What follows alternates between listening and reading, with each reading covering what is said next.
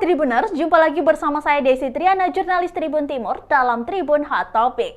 Pada edisi kali ini kita akan membahas terkait Presiden Joko Widodo yang menjatuhkan pilihannya kepada Kepala Staf Angkatan Darat Jenderal TNI Andika Perkasa untuk menjadi Panglima TNI berikutnya. Hal itu diketahui setelah Jokowi mengirimkan surat Presiden atau surpres kepada Dewan Perwakilan Rakyat pada Rabu 3 November 2021. Surpres ini berisikan nama Andika sebagai pengganti Panglima TNI Marsikal Hadi Cahyanto.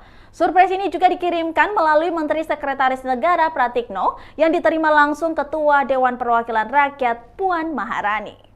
Dilansir dari Kompas.com, jauh sebelum surprise ini keluar, publik telah lama berspekulasi bahwa Andika akan menjadi Panglima TNI berikutnya. Spekulasi itu misalnya ketika Jokowi menerima kunjungan ayah mertuanya yang juga mantan Kepala Badan Intelijen Negara Hendro Priyono di Istana Negara Jakarta 7 Mei 2021. Pertemuan ini diketahui setelah putra Hendro Priyono, Dias Hendro Priyono, mengunggah momen pertemuan sang ayah dengan Jokowi di media sosial. Pihak istana mengklaim pertemuan itu sekedar silaturahmi. Akan tetapi, tak sedikit pula pihak yang mengaitkan pertemuan antara Jokowi dan Hendro Priyono berkaitan dengan dorongan Andika untuk menjadi Panglima TNI berikutnya. Selain itu, kode yang juga dibahas publik bahwa Jokowi akan menunjuk Andika menjadi Panglima TNI ketika momen keduanya di Bandara Soekarno-Hatta, Tangerang, Banten pada Jumat 29 Oktober 2021. Saat itu, Andika mengantar Jokowi yang mengikuti kegiatan KTT G20 di Roma, Italia. Momen kebersamaan ini pun diinterpretasikan oleh sejumlah kalangan sebagai sebuah sinyal bahwa Jokowi akan menjatuhkan pilihannya kepada Andika. Walaupun pada kenyataannya Hadi memang berhalangan hadir dan menunjuk Andika untuk mengantarkan Jokowi. Selain itu, sinyal penunjukan Andika jadi Panglima TNI juga terjadi ketika dirinya menerima kunjungan Pratikno di Markas Besar Angkatan Darat Jakarta pada awal Oktober 2021. Dalam tayangan video di kanal YouTube TNI AD, keduanya mengaku banyak berbincang mengenai hasil renovasi markas TNI Angkatan Darat. Terlepas dari isi perbincangan tersebut, pertemuan keduanya juga dikaitkan dengan perjalanan karir kemiliteran Andika ke depan. Mentereng di era Jokowi, pria kelahiran Bandung 21 Desember 1964 ini merupakan jebolan Akademi Militer 1987. Setelah lulus dari Akmil, Andika langsung bergabung dengan jajaran Korps Baret Merah Kopassus.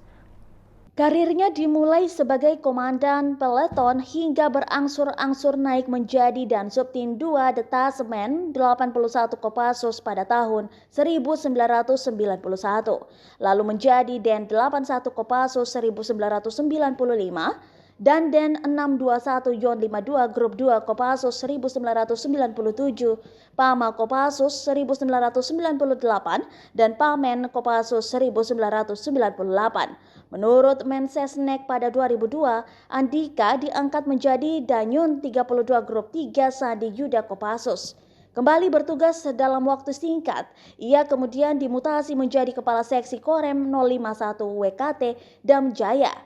Belum genap setahun, ia dimutasi dan menjabat sebagai Pabandia A33 Direktorat Badan Intelijen Strategis TNI. Selama bertugas, Andika banyak menghabiskan waktunya untuk pendidikan.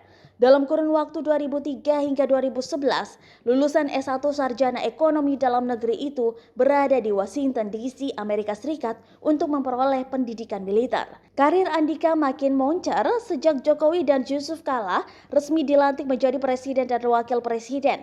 Hanya 2 hari setelah Jokowi JK dilantik, Andika ditunjuk sebagai Komandan Pasukan Pengamanan Presiden atau Pas Pampres.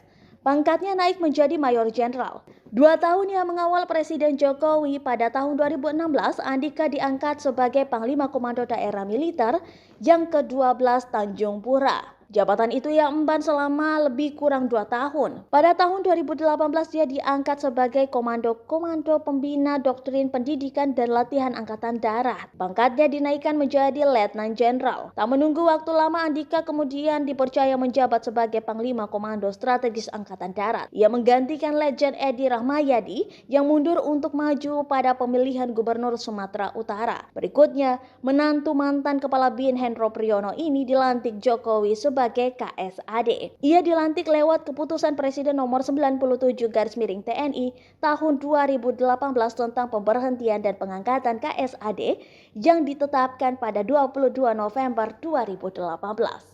Terima kasih telah menyaksikan Tribun Hot Topic kali ini yang pastinya akan membahas tuntas terkait isu viral dan terupdate. Dan jangan lupa untuk terus menyaksikan konten-konten menarik lainnya di channel YouTube Tribun Timur. Jangan lupa juga untuk like, share, dan subscribe. Sampai jumpa di Tribun Hot Topic berikutnya.